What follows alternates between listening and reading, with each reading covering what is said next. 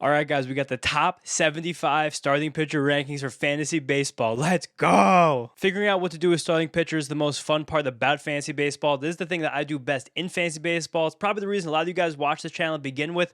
So I got this big list ready for you guys to go. 75 pitchers, 12 tiers. Come on. Before we start, if you guys are not already, please subscribe to the channel down below. Don't forget to drop this video a like and sound off in the comments which of these ranks you think are the craziest. Also, as a reminder, all the hitter rankings are out besides catcher, as well as the do not draft list. As we get into next week, I'm going to have my breakout hitters, my breakout pitchers, and the fact that this video is in a tier list is very, very important. Context is everything when you're building your staff for your fantasy baseball team. What tier guys on is much, much, much more important than the ranking. And again, we got 12 of those tiers coming at you here. And things really starting to flatten out the further back you go in your draft. So again, focus on the tiers, not the rankings. And as always, with building a fantasy baseball staff, the next pitcher you draft is so much more about the context of the pitchers you already have than possibly guys' skill levels, even in those same tiers. But all right, let's get into it. The first tier, three monsters. The three best pitchers in baseball, no debate, not close. Paul Skeens, Tarek Skubal, Garrett Crochet. Just three animals. You really can't go wrong with any of these guys. All three of these guys now are kind of trending up to possibly take a first-round pick to get. I genuinely think Skeens is the best. Like, it's just kind of scary how good this guy is. I also think more wins are going to come from him. One, the Pirates are going to be better this year. I know the defense is really bad. I'm a tiny bit worried about that. But it's kind of an anomaly how few games Skeens won last year, given how many times he gave up 2 or fewer runs in the game. And the fact that he never won a game where he gave up more than 2 runs. That luck will even out. Skeens will be good. Skubal's a beast. He strikes everybody out. Crochet's a beast. Strikes everybody out. No harm at all with these three guys. And truthfully, all three of them have a legitimate argument to be the top dude. These three are a tier above the rest. Now in this next group, we have Christopher Sanchez, Yoshinobu Yamamoto, Brian Wu, Logan Gilbert, and Hunter Brown. And I'm going to spend a bit more time on this group, even though these guys are still super elite pitchers with really not many flaws to speak of.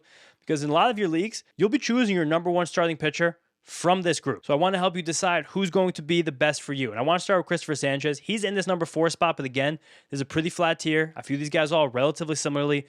Sanchez in the top spot just because I think all the changes we saw last year were very, very real. I love his workload. I like the Philly team behind him. If he can hold that high strikeout rate, he deserves to be number 4. And me ranking him here again is a bet on that increased velocity and with it, the increased strikeouts holding from last year. Next is Yoshinobu Yamamoto. In real life, he's easily the 4th best pitcher in the league, if not somehow in the top 3. I mean, we know how much of a hero this guy was in the World Series last year. Unstoppable. But in fantasy baseball, he needs to take a little bit of a step back because the Dodgers are committed to a 6-man rotation. So with a 6-man rotation, Yamamoto is missing a handful of starts compared to other guys in the league who are on 5-man schedules. The other thing that scares me about Yamamoto, which is why I mentioned him, didn't feature him, but mentioned him in my Do Not Draft video, is because the Dodgers completely do not care about the regular season. It's an irrelevant exercise for them. They will make the playoffs. They don't care what seed they are. When they make the playoffs, they're going to have an advantage in every series they play, unless a guy like Yamamoto is not healthy and ready to go. If any injury crops up for Yamamoto, if he breaks his nail, if he has a blister, it's going to be out like a month. And he did get injured in his rookie year. He is a smaller right-handed pitcher who throws very hard. The workload at the end of last season was crazy with the back-to-back games in the World Series, now the World Baseball Classic. So be aware of some of these risk factors with Yamamoto while still completely viewing him as a top 5 pitcher in the league. Now we got Brian Wu, who's just so good. Last year, so much of my strategy in fantasy baseball was predicated around getting Brian Wu a little bit higher than ADP and making him my SP1 in a lot of teams. That strategy worked so well until he missed the end of the season. So it made me do really well in my category rotisserie leagues, but really hurt me at the end of my head-to-head leagues because I was just missing my ace. That's the nature of the beast though. But when it comes to Wu, a big part of his draft cost this year should a little bit be focused on that end-of-season tricep injury he had where he missed the last chunk of time. He did come back for 2 appearances in the playoffs, though. In those 2 appearances, they both were about 2 innings long. His velocity was good. It was on par with where he was last year, but his command was poor. And again, the team didn't trust him as a traditional starter. I think it's a little bit telling, but he's pitching right now in the spring. He looks all healthy, ready to go. Rowe is going to be a bit concerned with Wu's durability because of how injury-prone he's been in his career beforehand. But in terms of a pitcher, he's phenomenal. The strikeout rate is amazing. He's never going to have a high whip because of how low the walk rate is, how hard he is to square up. His ERA has been low his entire career, even as he's battled these injuries. And the craziest thing about Brian Wu is as he's reached this amazing heights effectiveness-wise as a pitcher, he still doesn't really have much of a feel for spin. He's almost an only fastball pitcher. He kitchen sinks to lefties with a lot of junk, but doesn't really feel comfortable with any of them. And it really always is just a mix of 4-seamers and sinkers. Like, that's who he is. That definitely limits him against left-handed batters. But if he actually ever got the feel for spin on any of these pitches, or maybe a changeup, a splitter, whatever actually winds up coming for Brian Wu, the sky's the limit. Like, he could be a top 3 pitcher in the whole league. He's that good. The stuff's that good. The command's that good. Watching it all come together last year was so beautiful with 186 innings, the ERA under 3, a whip under 1. It was everything it was cracked up to be. He's one of my favorite pitchers to watch in the entire league. He keeps me glued to Mariners games at 10 p.m. Similarly, his teammate, Logan Gilbert. Gilbert's a guy that heading into last year looked like he had a chance to jump into that top 3 crew, but injuries kind of derailed that. And then the stuff got kind of wonky after he came back. And to focus on an injury he had last year, Gilbert had a forearm strain that knocked him out for 2 months. Again, really dulled his shine. And when he came back, his velocity was down across the board, especially his fastball that this year before sat 96.5, last year 95.5. Then his slider too, which is a big pitch for him, it was 88.5, went down to 87.5. At the same time, his strikeout rate went way up. So maybe the velocity doesn't even matter that much. Maybe it's just a really good precautionary measure for him to stay healthy. But whenever we see those forearm strains, our injury antennas should tick up a little bit. I sadly do think Logan Gilbert has a much higher injury risk this year than most of the other pitchers I have at the top of this pool. I get a little bit scared when drafting him. I still love the stuff. I love the demeanor, but keep an eye on the height and injury risk. Also keep an eye on the fact that Logan Gilbert's never really had a 2-year stretch where his secondary stuff has been consistent. Not like in terms of effectiveness, but in terms of movement, which is very weird. So last year, as an example, he killed the cutter that he used a lot in 2024. And in killing the cutter, it seems like he was able to sneak a little bit more ride, a little bit more hop, vertical action on his fastball. We hear pitchers talk about that a lot, the way pitches interact with one another. And we hear the fact that sometimes when a pitcher starts to throw a cutter, it does kill some of the vertical action on the fastball. If that was a risk-reward proposition that Logan Gilbert made, I think it worked because of how much that strikeout rate went up. And also last year, he threw a lot more splitters and he got more depth on that pitch on average, while that pitch was still very erratic. He's experimented with different curveballs, different sliders, a sweeper. Logan Gilbert's tried a lot of stuff in the past, and he still always found a way to be really good. I really like the ceiling. I really like the floor. And it's amazing how much these secondary pitches change year over year with that fastball whiff rate never being elite, how he still gets his great swing and miss, and it's just this good of a pitcher. Then to close this tier, my dog, Hunter Brown. He's just really good. Since he picked up a sinker in May of 2024, he's handily been one of the best pitchers in the league. Even if we just take the last 2 seasons in total, he has an ERA under 3 over 355 innings pitched. He's striking out the world in spring training. Don't want to take spring training stats that seriously, but again, we like to see a guy who we're used to dominate, so it's a check mark. I still wouldn't even call him an elite command guy. The stuff is just that good that he's really unhittable. If the command does tick up, and it's ticked up a lot over his career, to still only being about average, he can still get better. That's really still possible for Hunter Brown. All right, now moving on to this next tier, we have Jacob deGrom, Chris Sale, Max Fried, George Kirby, Cole Reagans, and the pitcher version of Shohei Ohtani. If I'm a drafter that is really worried about building out my staff and I want to make sure I have an elite SP1, this is really the last crew where I want to have someone as the ace of my staff. Because I think there's a decent drop off after this, but there's a lot of guys in this tier who have different levels of risk and different levels of floor versus ceiling. Starting with deGrom, it was so amazing, beautiful to see him back to full health last year.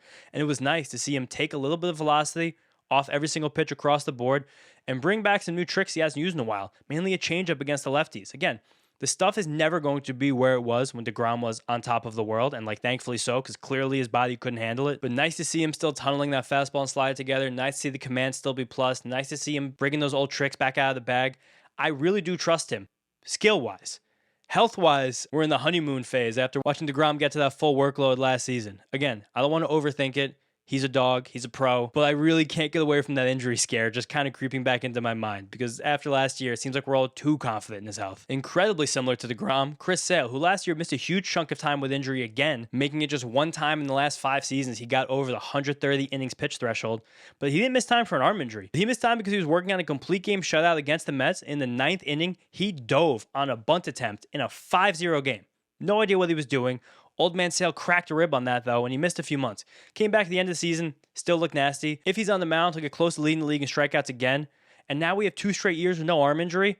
This is about how much you want to manage your risk, because kind of unlikely that Chris Sale gets over 150 innings, but when he's pitching, he's elite. Super opposite of those 2 guys, Max Fried. So much more reliable than 2 guys above him, but clearly without the same ceiling. And when you're a guy like Max Fried, who again, you're always out there, good chance to lead the league in wins once again, will have pristine ratios, great ERA, and great whip. But without an elite strikeout rate, you're just never going to be on par with a lot of the other guys in the league who do have that elite strikeout rate. So again, manage your risk. If you want to be a little bit safer with your top pitcher, go with Fried. Happy to make that decision in lots of draft rooms. Also, maybe there is a sneaking suspicion that he can get that strikeout rate up. Last year, his first year with the Yankees, he changed the pitch shape on basically all of his pitches. He has said in some interviews that was a biomechanical thing the Yankees helped him change, which is how everything can kind of change in one fell swoop. You're not pitch designing each pitch specifically. It's more of this tweak with your hip, this tweak with your elbow, this tweak with your shoulder. Just figuring out some different way to make that kinetic chain move and getting a little bit more juice on everything. So maybe another year of wrangling all of these new, in air quotes, pitches. Maybe that strikeout rate actually gets to 26%, and Fried should be in the tier above this. But can't really anticipate that, so that's why he's here. Now, here's a ranking that might make some of you guys go, huh? It's George Kirby, and that's because he was dreadful last year. Like, he was really bad, and the scary thing about Kirby is he missed the first, 2 months of the season last year after dealing with some shoulder inflammation, and when he came back, he immediately allowed 11 earned runs in 8 2/3 innings. Right there, put him in a spot where his earned run average could never and did never recover. And while I am giving Kirby the benefit of the doubt right now, I have to mention, vital to mention, that his stuff did take a little drop down across the board last year, especially on his fast stuff, and that came without a dip in velocity. But I do think the reason for that and why these stuff models now don't like him as much is because George Kirby made a dramatic shift in his arm angle, going from 37 degrees to 29 degrees. That's very significant. That's a very decent drop in the arm angle there. And I think part of the reason for that is possibly to take some stress off that shoulder and stay healthy. We saw a lot of pitchers in the league last year, mainly Crochet and Skeens, purposely bring down their arm angle, forego some strikeouts, forego a little bit of stuff in the hopes of being more healthy. I'm not a doctor. I'm not an athletic trainer. I'm not a biomechanics expert. I do not know why lowering an arm angle would take some pressure off a shoulder, or maybe if it did, my brain thinks maybe that would put pressure on an elbow or vice versa. Again, I don't really know, but I'm going to use that big drop in arm angle from Kirby to tell us why that stuff ticked down a little bit. I'm not going to tell us about why the ERA ticked up a little bit, though. I think that was just an increased home run rate and a guy that could not shake rust off after a shoulder strain and knocked out most of his spring training in the first 2 months of the season. I'm still just so confident in the floor. I think it's so high. It's why he belongs in this tier. It's some of the best command in the league. The strikeout rate's still high. He's still on a great team with great defense and a great home ballpark. I'm aggressively ranking Kirby this year. He's a guy who I'd like to take as my SP1 after a lot of other teams already took their starting pitcher and feel really confident I probably still have one that can compete. Then we got Cole Reagans here, who... this is one is going to be very, very league context dependent. If you're playing in a league that for some reason doesn't have any IL spots, I'm almost taking Cole Reagans off my board. Similarly, if I'm playing in a deeper league compared to a shallower league, a 14, 15, 16 team league, where I'm starting 8 or 9 starting pitchers, I push Reagans down my list just because he's going to miss time. He's probably going to miss time at least. I mean, Cole Reagans only pitched more than 120 innings once in his career. So if you have IL spots where you can stash Reagans while he's hurt and use him while he's healthy, if it's a shallower league where you want more ace superstar upside, that's where Reagans plays. Use that game theory to build out your rotation. Understand the pitchers you're taking and why and how you're melding them all together in your staff. That's the best way to play this game. Because in those leagues where risks are more beneficial for you as the player, Reagans is perfect. If he's healthy, he's probably going to lead the league in strikeouts. The stuff is that good. You just have to be able to kind of weather the storm when he's not. And again, there's just my people out there that play in Yahoo leagues. Shohei Ohtani, the pitcher. If you're playing on ESPN, Fantrax, the NFBC, and you have to decide weekly Ohtani pitcher versus Ohtani hitter, it's basically always going to be hither because the Dodgers 6-man rotation, he's never going to have a 2-start week. If it's a daily league, you have Unicorn Ohtani. He's the number 1 overall player by far, and you hack the entire league. But in Yahoo, where he's only a pitcher, I'm sneaky ranking him inside my top 15 here. Because last year when he came back, he was ridiculous. The fastball was 98. The secondaries were all crazy. It was like a 34% strikeout rate. I think he's so good as a hitter that it makes him underrated as a pitcher. So I just wanted to call that out while, again, realizing that this doesn't matter much in most of your guys' leagues. Now, moving on to the next tier, there's a pretty decent drop-off here, which is why I said if you're a little bit more worried about building the back end of your staff, you already want to have your SP1 by the time you get to this crew. And this is Freddie Peralta, Kyle Bradish, Logan Webb, Framber Valdez, and Yuri Perez. Starting off with Peralta, I think he's a really good pitcher. You guys see the Mets thing behind me right there. But he's just probably one of the most obvious ERA regression candidates in the league because last year's 243 BABIP was 20 points lower than his career average. His 86% left on base rate was 10 points clear of his career average and the major league average. Those things are going to trend back to their mean. Peralta will give up slightly more earned runs, especially because going from a Brewers team to a Mets team that has worse defense and a worse bullpen. So you're going to lose some wins, some more inherited runners are going to score. Little things. Still love Peralta as a pitcher. I also think there actually is some upside in his strikeout rate if he can get a little bit more consistency on his slider that he didn't have last year. But in doing so, he found more consistency on the curveball and the changeup, which is always kind of thing we sought for Peralta. So again, still like him a lot, but more so expect like a 3.5 ERA instead of like a 3.1 ERA. Then Kyle Bradish, who's high-key like my favorite guy around this group. I really just genuinely believe by the end of the season, he could be viewed as a top 10 pitcher in the sport. I also know that 3 years ago, 2023, which feels like so long ago now, he came in like third for the Cy Young race. He had an ERA under 3, a whip under 1, tons of strikeouts. Like he had all of the pieces, but then he had Tommy John surgery in 2024, and the shine's been dull just because of how little we've seen him recently. When Bradish came back from Tommy John surgery last year, he was so good it was a little bit stupid. He had a 37% strikeout rate over a 30-inning sample. That is outrageously good. That's like prime Jacob deGrom stuff right there. And that was with a walk rate that was around league average, and that was with a fastball velocity that still was only hovering around 94, 95 miles per hour, which is around average for lefties. But past the stats, one of the coolest thing I saw about Bradish last year that gives me a lot of confidence in his ace status in the future is how much he changed his fastball shape returning from surgery. When you throw so many fastballs over time, and all these starting pitchers do, your arm gets stuck in a groove in exactly the same way you throw that pitch over and over and over again. It's the same arm slot, it's the same release, it's the same grip, over and over again, you repeat your fastball. And that's why it's very rare for a pitcher to ever dramatically change their fastball shape when they're just kind of in the flow and moving. The only time you can do that is when you take a long time off from throwing. And the only time you take a long time off from throwing naturally is when you get serious surgery. So it seems like Bradish did a lot of work to change his fastball shape before he came back. And last year when it did, the pitch had a little bit less cut, but way more ride. And now when you compare that pitch to 2024, when it only had a 14% whiff rate, last year had a 24% whiff rate. That's amazing. That's a big deal for Bradish against left-handed batters, which was a bit of a problem spot for him in the past. Not a big problem spot, but a little bit of a problem spot. And now that four-seam fastball with that natural cut, it plays off a sinker that his command is so good, can front hip on those lefties really well. And if you're a left-handed hitter and you see a pitch coming at you, you have no idea what to do with it when it's Bradish, because that pitch might end up in your ribs or it might start out behind your back and nail that low inside corner of the strike zone. And this all gets a lot easier because Bradish's slider is so good it dominates right-handed batters. His curveball is really nice too. His command is very, very, very good. The stuff's so good that sometimes Bradish doesn't get the same kind of respect for his command. And command's the kind of thing that's usually worse right when you get back from surgery. It's something that actually trends up the further away you get from it. So that's why I think there's a lot of helium on Bradish. The only thing that's really stopping him from an elite fantasy baseball season is a possible workload restriction, just because, again, he came back towards the end of last year.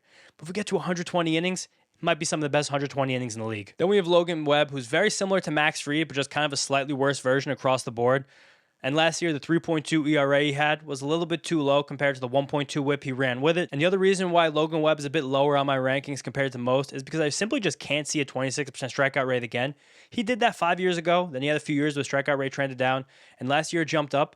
And I think weirdly a big reason why is because for some reason he struck out way more right-handed batters. In 2024, he struck out 18% right-handed batters. 2025, it was 28% right-handed batters. Somehow the whiff rate on his four-seam fastball went from 35% to 55%, but he only threw that pitch 6% of the time.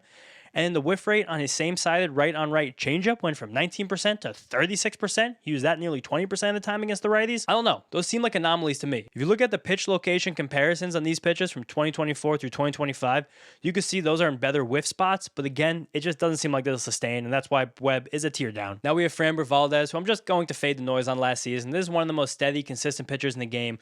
When you marry at least an average strikeout rate with a well above average ground ball rate, it's very hard for hitters to do damage against you. As long as Framber can stay focused, he'll be great. One thing I want to watch out for with Framber, though, the Astros' infield defense has been one of the best in the league over the last few years. The Tigers' infield defense is not very good right now. So maybe that's one thing that the Uber ground ball Framber will struggle with, but I don't know. Maybe now he just leans into fly balls in Comerica Park. Maybe he was just getting ground balls because Houston's one of the worst places to get a fly ball. We don't know. Again, Framber's a vet. I trust.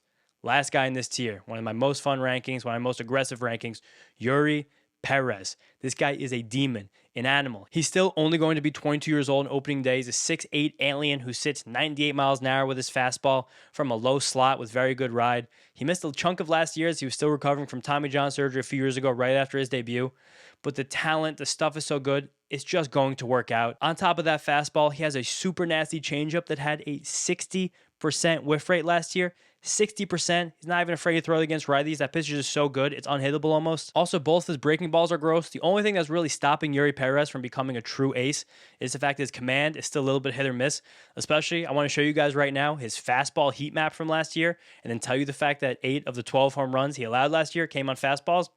Maybe those just shouldn't come in the middle of the plate anymore. Maybe. I don't know. But again, we'll see. Even if the command doesn't take a step up, I think he's kind of comfortably like a top 25 pitcher. I'm overranking him a bit just for the ceiling. And even despite coming back from Tommy John surgery last year, he still got to 118 innings pitched across all levels. So 150 innings is very much in play. That's another reason I'm very confident in Yuri Perez. Next tier, we got Dylan Cease, Zach Wheeler, Drew Rasmussen, crazy one right there, Ryan Pepio, Emmett Sheehan, Nolan McLean, Jesus Luzardo, and Joe Ryan.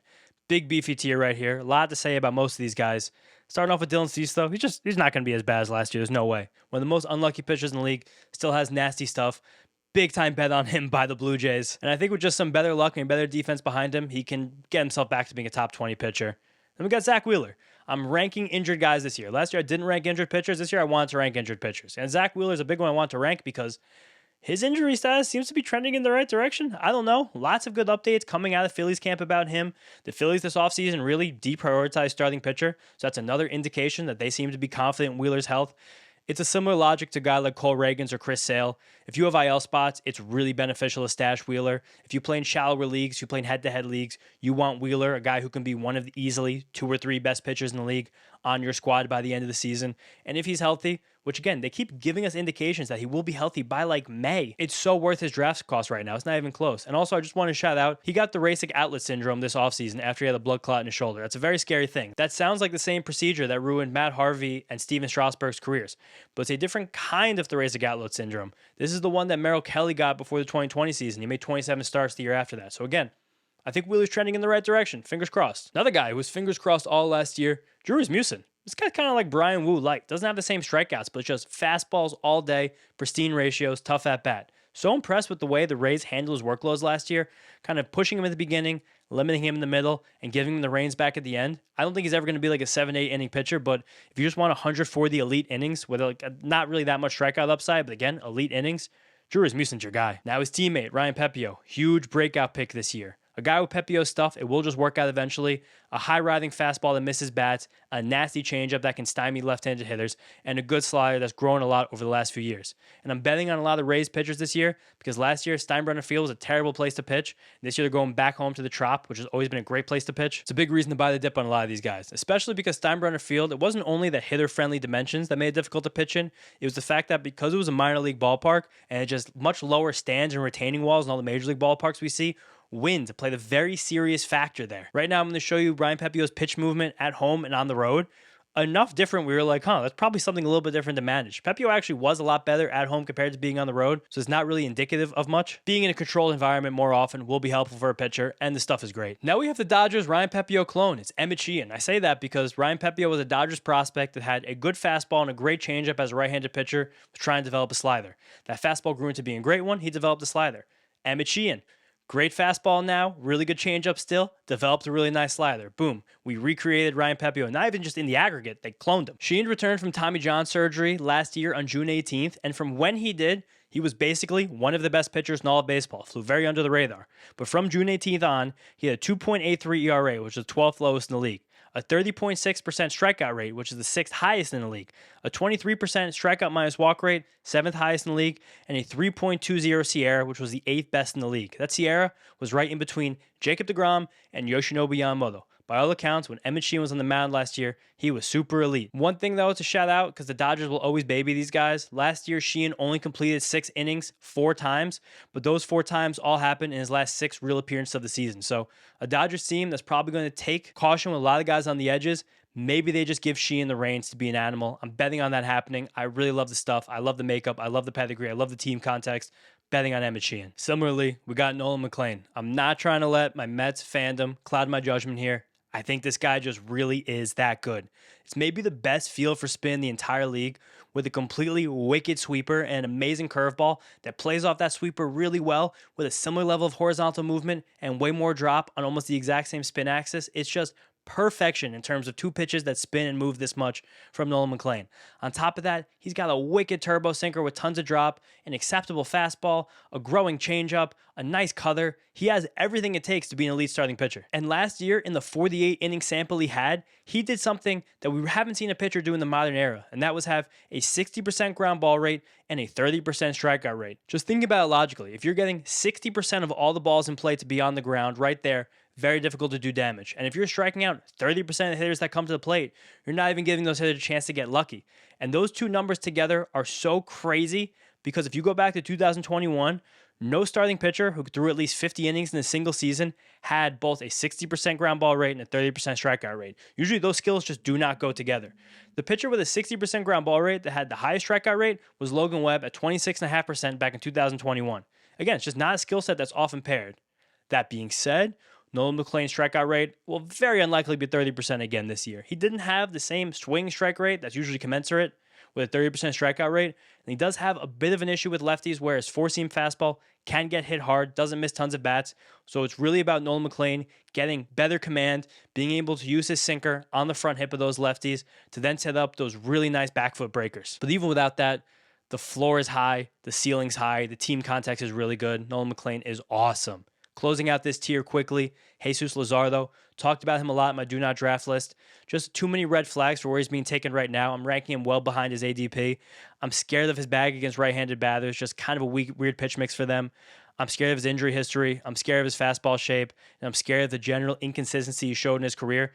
I do like the bet the Phillies made on him with that big extension. I love Caleb Cotham, their pitching coach. I actually nudged Luzardo a few spots up my rankings after that contract, but still, I'm mostly staying away unless he drops a little bit in drafts. Then quick mention of Joe Ryan. If he wasn't injured in spring training right now, he'd probably be ranked like around number 15. But I really just don't like a back flare up this early in the season. That's the kind of thing that could linger. Love the stuff, love the pitcher, but just be aware of that. All right, now moving on, we got Bubba Chandler, Chase Burns, Jacob Mizorowski, Nathan Eovaldi, Kevin Gausman, Sandy Alcantara, and Cam Schlittler. Fun tier. Bubba Chandler, talked about him a ton on this channel. Chase Burns, talked about him a lot last year. Jacob Mizorowski, talked about him a lot last year. These are three freaks of nature. I really want to leave my draft with one of these guys because I think there's a very high ceiling and just some of the gaudiest stuff in the whole league. That's why they're all kind of a step behind McLean and Sheehan, who are similarly viewed pitchers. I think those guys have a little bit more of a floor. They're a little bit more proven commodities. But in terms of heat, cast, just the nastiest stuff in the league, these three guys are kind of in a league of their own right now, and I really like to have at least one of them on every single team I draft, truly. Quick disclaimer, probably have to take Chase Burns off this tier. Some weird injury stuff coming out about him. See, Trent Rosecrans reported that the Reds didn't like how his arm was moving in a recent bullpen. He might not make the opening day roster anymore. Then he threw another bullpen, so not really sure, but Chase Burns with a little bit of injury uncertainty is probably like 3 or 4 tiers back as of right now. Then Nathan Eovaldi, so good, but really just hoping for the volume. Like last year on a per inning basis was the best pitcher in the league, but you only got about 120 of those innings. If you get 120 again, I think it'd be a kind of good outcome. But again, similar to some other injury-prone guys I mentioned before, I'm much less afraid of taking Nathan Eovaldi when I'm in a league with IL spots or just a shallower league in general, where his upside plays a little bit better. Then Kevin Gausman, steady Eddie. I don't know if the super upside's there anymore, but I know he will be productive, will be consistent, and I really like that team context. Then we got Sandy Alcantara, who's a big risk. I'm ranking him way above his ADP here, but I'm really happy to bet on him. He's been on so many of my teams I've drafted so far. That's because I trust a proven veteran like Sandy Alcantara, an additional year removed from surgery, in a great pitcher-friendly home park with a very good, sneaky, very good defense behind him. And we did kind of, hiding in plain sight, see a return to form towards the end of the last season. After the All-Star break, Alcantara had a 3.33 ERA, and he was even better in the month of September. And those better results coincided with a slider and a changeup that really improved in quality as the season went on. They played well off his four-seam fastball, kind of retied his whole repertoire together. And in that 13-start sample after the All-Star break, he completed 6 innings 11 times.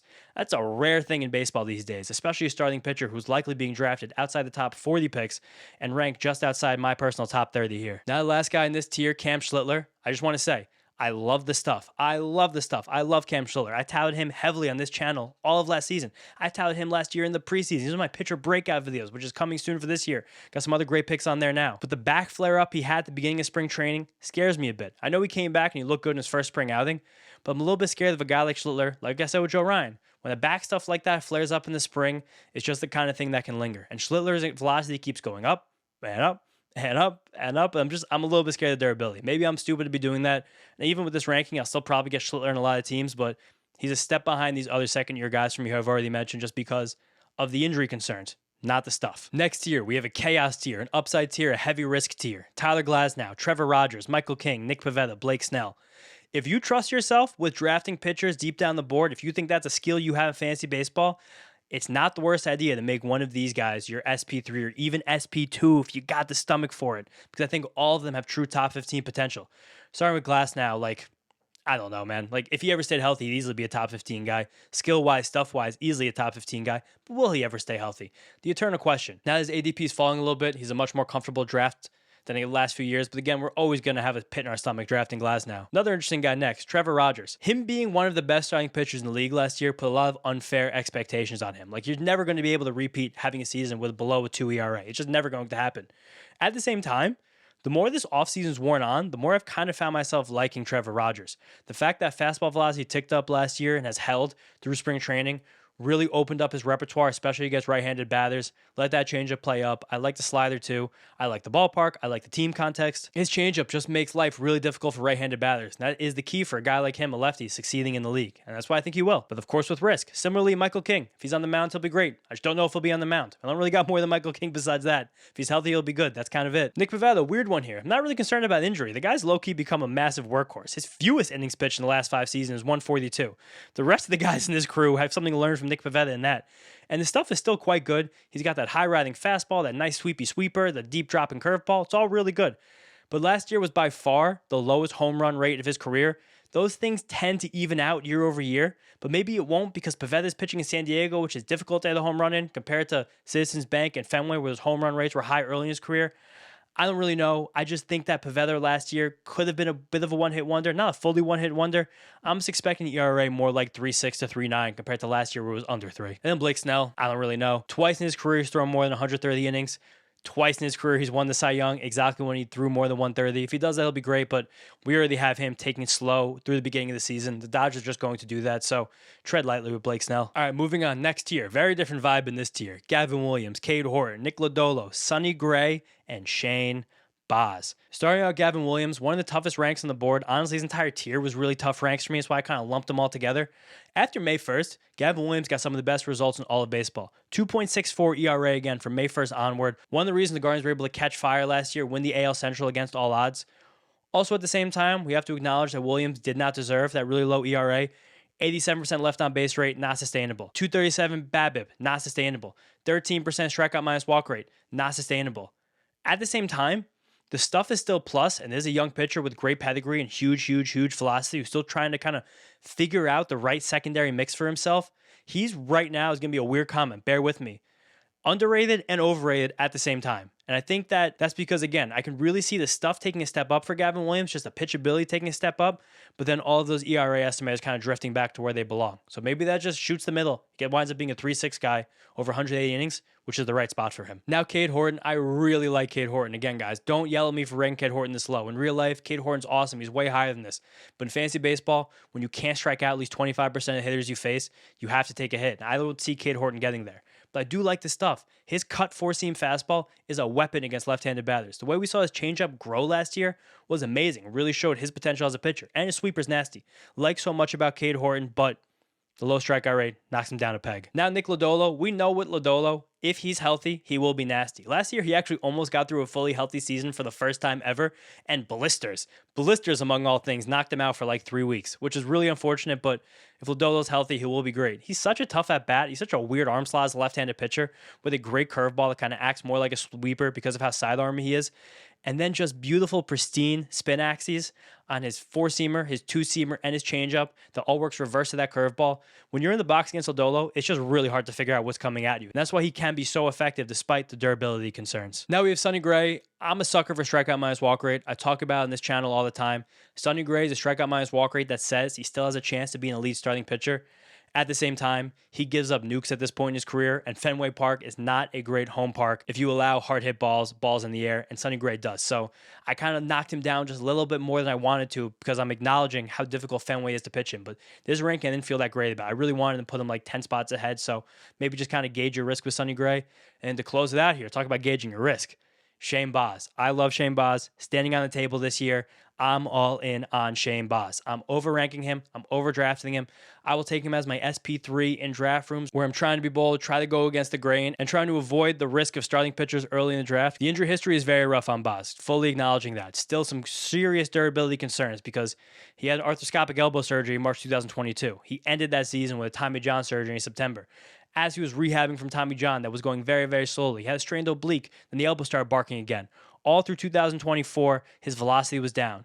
But last year, despite the poor results, when he came back, he made 30 starts. It's a huge number for me right there with Shane Baz. 30 starts. He got through the rigors of a full season, and he did so with some of the worst home road splits I've ever seen outside the Coors Field. I mean, this guy had a 5.90 ERA at home at Steinbrenner Field and a 3.86 on the road.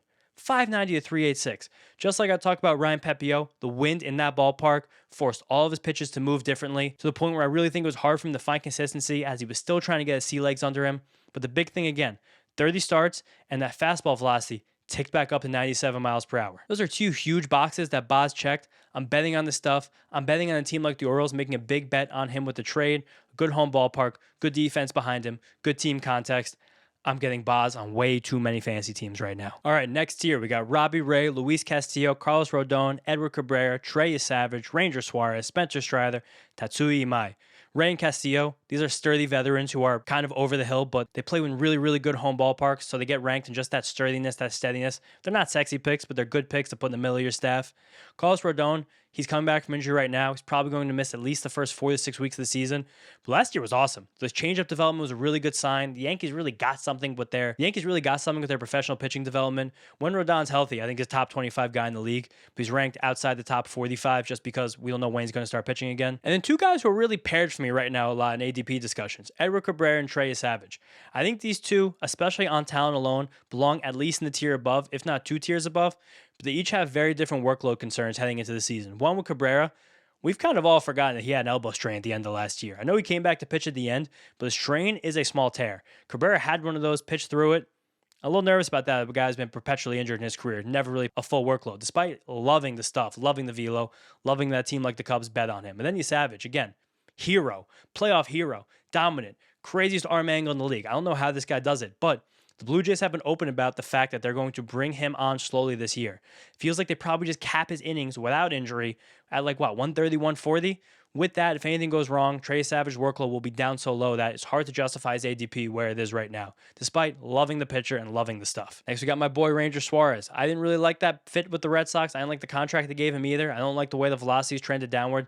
I think he'll still be a very sturdy starting pitcher, but hard to buy a bad home park without a lot of strikeouts. That's what you are buying with Ranger Suarez. And a guy who's never really given you a full horse's workload. Then we got Spencer Strider, one of the featured players in my do not draft list. We've seen the stuff, especially the fastball, which is the most important thing for Strider, trend up as spring training has gone along, but still not at the spot it was pre-surgery. If that fastball is not the spot that was pre-surgery, I have trouble drafting him where he's going. That's why he's ranked 25, 30 spots behind his starting pitcher ranks in the draft room right now. His most recent spring start, we saw a lot more curveballs, though. I do like that from Strider. I think he needs to widen the repertoire to at least get himself to the top 35 again. And then Tatsui Imai, coming over from the MPB. Spring training's been nice for Imai. He's been dominant. Lots of strikeouts, no walks. No one can really touch him.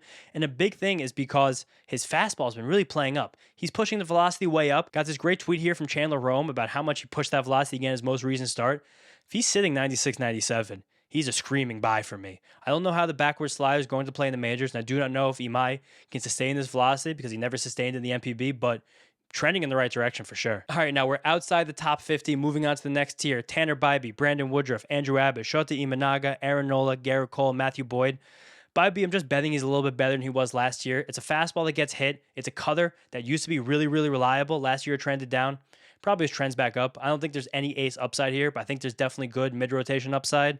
Brandon Woodruff, last year looked a lot better than I think he kind of deserves to look. The velocity's down. The breaking stuff is gone. The command was great, but now he's dealing with a barking shoulder again. He's kind of just an avoid for me right now. Andrew Abbott, I don't know how he does it. The guy does it, though. He always finds a way to do it. I just don't know how he does it. He's going to be the opening day starter for the Reds with Hunter Green's injury, who's not on this list at all, because what weird vibes there are around Hunter Green right now. But I'll just never buy into Andrew Abbott. I think he's always kind of one start away from the next big blow up, and the whole house of cards just falling apart. Similar Imanaga, I don't really know. It got so weird last year when the velocity trickled down a little bit. Even though the shape was still really good in that fastball, the home run rate was crazy. People were teeing off on him. He was basically unpitchable in the playoffs. And the Cubs declined his option, gave him a qualifying offer. Whole thing seems like a weird vibe. Kind of weirdly staying away from Imanaga right now, while still kind of admitting to myself, they still has never been that bad of a starting pitcher in the major leagues for a long period of time. So maybe after an offseason, velocity looks a little bit back in spring training. Maybe he's back to being like a mid-threes ERA guy, and I'm underranking him. That's okay. Similarly, Aaron Nola. Can't be as bad as last year, right? Aaron Nola's been running this every other year thing for the last few years. The velo looks a little bit bouncy. The velo's bounced back a bit in the spring. Why not? Let's take a bet on Aaron Nola. I actually like Aaron Nola this year. I'm taking him on a lot of teams. Then we have Garrett Cole recovering from his Tommy John surgery. The Yankees will take it slow, but I think when he gets back on the mound, he'll be elite. So if you have an IL spot, happy stash on Garrett Cole. But you don't want to get too many of these high injury-prone guys. You guys hear me mentioning this about a lot of pitchers. You have to manage your rotation in comparison to what you already have. If you're just blindly taking pitchers based on my ranking or anybody's ranking out there without understanding the context of the guys on your own staff, you could fall in some problems. If you get too many injury prone guys, not enough high upside guys, not enough strikeout guys, too many guys with high whips, you just really want to manage your staff. Similar to how it's done in real life. You want different kinds of pitchers out there. And then Matthew Boyd, dog, love Matthew Boyd. Crafty lefty, changeups and sliders. Won't be as good as last year, but a very steady vet. Second to last tier, Mackenzie Gore, Jose Soriano, aggressive rank right there. Kodai Senga, also starting to drink that Kool-Aid. Chris Bubich, Merrill Kelly, Ryan Nelson, Zach Allen. Really didn't even realize I put that trio of Diamondbacks there in the back. I just don't know what to make of Mackenzie Gore anymore. I'm still going to draft him on a few teams just for the game theory of it. Mackenzie Gore one day will be a good pitcher. His fastball, slider, curveball trio will always help him be at least good for periods of time. If he can ever get his command, his consistency together, he's still a chance to be great. So again, I like to leave some drafts with him just because I want to be there when it happens. I've been here for so long, but it's kind of hard to keep betting on Mackenzie Gore as he continues to be this inconsistent. Then Jose Soriano, demon stuff, wicked sinker, a nearly 60% ground ball rate last year. If you're putting that many balls on the ground, it's hard for anyone to do damage against you. Jose Soriano did this weird thing that sinker ballers don't often do, where with that low ground ball rate, knowing that you're getting poor quality of contact when hitters make contact against you, he didn't throw the ball in the zone enough. I think Jose Soriano has to do the old Rays thing, the old Tyler Glasnow thing. Aim down the middle. Let them hit it. Throw your sinker, let them hit ground balls, and you will succeed. Pitching as much as he did last year was great. The raw stuff is amazing. I'm betting big on Jose Soriano this year. I'm saying betting big like he's, a top 60 pitcher for me barely. But again, your second or third to last pitcher in a 10 or 12 team league, happy to get Jose Soriano there. Stash him on your bench. Do whatever, but grab Jose Soriano. Similarly, Kodai Senga. He's back to sitting 97 this spring. If he's sitting 97 with that ghost fork, he will be good. Last year was really weird. 2 years ago was really weird. It's just a weird vibe with him and the Mets in general, but if he's throwing 97, I kind of see no doubt that he's at least like a mid-threes pitcher with a high strikeout rate and a high walk rate that follows with it. So again, tapering down his ceiling some, but Kodai Senga is good enough to make a bet on, especially because we saw like the near Cy Young potential in his rookie year in 2023. Feels like a lifetime ago at this point, I understand that, but 97 miles per hour, nasty ghost fork, hard to match that. Chris Bubich, I'm always going to be worried about his durability, but I really do love the stuff from the left side. Really played up last year when he moved back to the rotation, so good bet on that. And then we got the Diamondbacks trio. Merrill Kelly, Ryan Nelson, Zach Allen. Kelly's your Chad innings either without a lot of strikeouts. Ryan Nelson always has big time upside because he has a fastball that's truly one of the best in the entire league without a repertoire that's ever been built off that. And Zach Gallen behind them. Similar to the Aaron Nola conundrum from a little while ago. He's just been too good for too long to be as bad as he was last year. You're not getting like top 5 Cy Young finishes from Zach Gallen again, but still we'll be fine. I don't really hate this Diamondbacks trio, but you're not really getting much special with them. Here's the last tier. Pitchers 68 to 75. Can't believe we made it this way. If you guys did make it this way, kind of an Easter egg, kind of a secret right here. These are going to be a lot of the breakout pitchers. I'm going to have my breakout pitcher video next week, but wanted to throw on my top 75 so we could have receipts later. Braxton Ashcraft, Ryan Weathers, Joey Cantillo, Cade Cavalli, not Jack Flaherty. He's not going to be a breakout, but I had to rank him. Grayson Rodriguez, Cody Ponce, and then a dual ranking of 2 young Twins pitchers, Mick Abel and Taj Bradley. Don't have a ton to say about these guys yet because I don't want to give away too much in that breakout pitcher video. If you're drafting before that video comes out, try to put 1 or 2 of these guys, even 3 of these guys on your bench, maybe even your last starting pitcher spot in a deep league. Have big reasons to like all of them, but thank you guys so much. 75 starting pitchers ranked. What a beast of a video. Thank you guys so much for being here with me. Super fun to make. You guys can see the smile on my face when I'm talking about starting my pitchers. My favorite part about baseball, my favorite part about fantasy baseball. Thank you guys all so much. Breakouts coming next. I will see you next time.